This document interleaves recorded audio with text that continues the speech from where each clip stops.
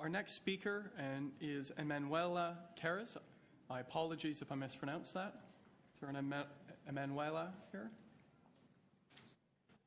Emanuela, but good try. Okay, thank you. Please have a seat. I think you probably know the drill now. Yes. Thank you. Good morning. I have 3 unvaccinated children. I am here to defend our right to informed consent and a parent's right to not have their child drugged in order to go to school.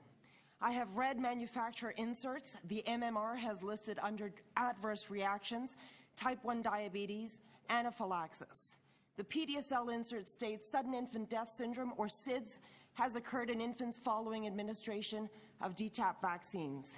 Worst of all, of course, is section 13.1 that states, this product has not been evaluated for the potential to cause carcinogenicity, genotoxicity, or impairment of fertility. I am not willing to subject this type of harm over benign childhood illnesses. Would these adverse reactions be better than the chicken pox my kids so easily lived through? I think not. All 3 of my daughters were competitive swimmers and are competitive canoe kayakers. They've competed in high school sports, getting gold at OFSA, headed yearbook committees, student councils. They win academic awards, athletic awards, scholarships, and all look forward to a very, very bright future. They are productive, healthy, happy people that give more than they take. Their teachers tell me constantly how blessed I am to have them, some even asking me what makes them so. What is my parenting secret? I tell you this today not because I want to brag, trust me, although I do, but because these are the very students Toronto Board of Health is wanting to remove from our schools. My freedoms were endowed to me by my Creator. The Charter of Rights and Freedoms is there to remind elected and non-elected officials of that should you breach that scope. But you already have.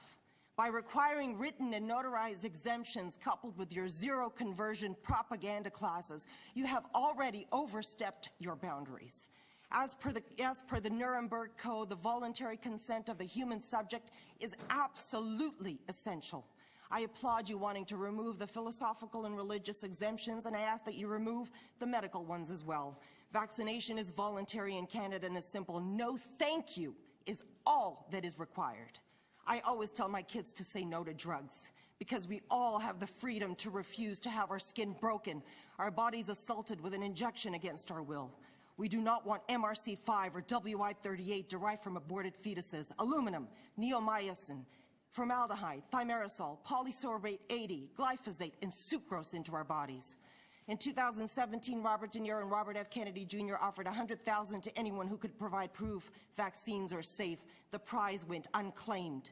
Currently, Dr. Shiva Ayadurai, a 4-time MIT graduate, has offered his $10 million building in Cambridge, Massachusetts, to anyone who can show him a risk assessment model for vaccine safety, allowing any parent to decide based on their kid's particular biology the risk of giving the current mandated schedule of vaccines. Will you accept that challenge?